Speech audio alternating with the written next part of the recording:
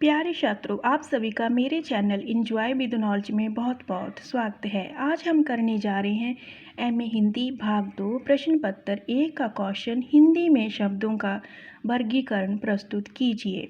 उत्तर: भाषा अभिव्यक्ति का साधन है। भाषा की सबसे बड़ी इकाई है वाक्य। वाक्य की इकाई है शब्द। शब्द की इकाई है ध्वनि। जिस प्रकार वाक्यों को शब्दों में खंडित किया जा सकता है, उसी प्रकार शब्द को ध्वनियों में खंडित किया जा सकता है। ध्वनियों के मेल को शब्द कहते हैं। शब्द भाषा को अर्थ प्रदान करते हैं।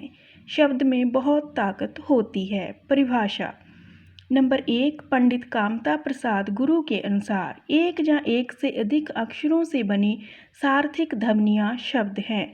नंबर 2, सरयू प्रसाद के अनुसार ध्वनियों के संयोजन को शब्द कहते हैं। नंबर 3, उलमेन के अनुसार शब्द भाषा की लघुतम, स्वतंत्र और महत्वपूर्ण इकाई है। शब्दों का वर्गीकरण। शब्दों का वर्गीकरण निम्नलिखित आधारों पर किया जाता है। नंबर 1, अर्थ के आधार पर। शब्दों के दो भेद हैं। क, सार्थक शब्द। ध्वनियों के मेल को शब्द कहते हैं। जब ध्वनियों का आपस में मिलने पर कोई अर्थ निकलता है तो उसे सार्थक शब्द कहते हैं। जैसे मैं रोटी खाता हूँ, इस वाक्य में जितने भी शब्द हैं उनका कोई ना कोई अर्थ अवश्य निकलता है, इसलिए ये सार्थक शब्द है। ख, निरार्थक शब्द। जब ध्वनियों का आपस में मिलने पर कोई अर्थ ना निकले तो उसे निरार्थक शब्द कहते हैं, जैसे टर टर आदि। नंबर 2, व्युत्पत्ति के आधार पर शब्दों के 3 भेद हैं। नंबर क, रूढ़ शब्द। वे शब्द जिनके सार्थक खंड नहीं किए जा सकते उन्हें रूढ़ शब्द कहा जाता है, जैसे पानी, चीता आदि।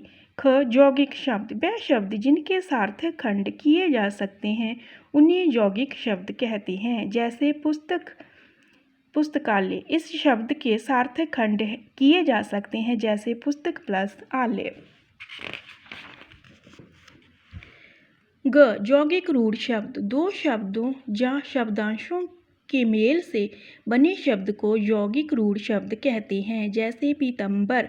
ये शब्द पीत प्लस अंबर के मेल से बना है।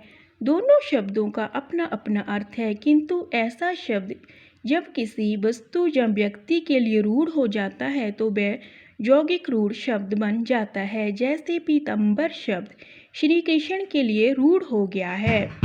नंबर 3, व्युत्पत्ति के आधार पर शब्दों के 5 भेद हैं। क, तत्सम। संस्कृत के वे शब्द जो बिना किसी परिवर्तन के हिंदी में प्रयुक्त किए जाते हैं उन्हें तत्सम शब्द कहा जाता है, जैसे गगन, पवन, कृषि आदि। ख, तद्भव शब्द। यह संस्कृत के वे शब्द जो कुछ परिवर्तन के द्वारा हिंदी में प्रयुक्त किए जाते हैं उन्हें तद्भव शब्द कहते हैं, जैसे ग्राम का गाम, दुग्ध का दूध आदि। ग, देशज शब्द। भारतीय भाषाओं के वे शब्द जो हिंदी में प्रयुक्त होते हैं उन्हें देशज शब्द कहा जाता है, जैसे मुंडा, गाड़ी आदि। घ, विदेशज शब्द। विदेशी भाषाओं के वे शब्द जो हिंदी में प्रयुक्त होते हैं उन्हें विदेशज शब्द कहा जाता है, जैसे स्कूल, डॉक्टर आदि। ड, द्विज शब्द। दो भाषाओं के मेल से बने शब्दों को द्विज शब्द कहते हैं, जैसे डबल रोटी। डबल अंग्रेजी का शब्द है प्लस रोटी हिंदी का।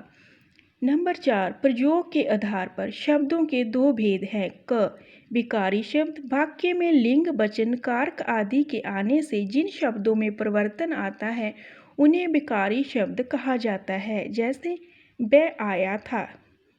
ये एक वचन है, इसका बहुवचन होगा वह आए थे। सभी शब्दों में परिवर्तन आ गया, इसलिए ये विकारी शब्द है।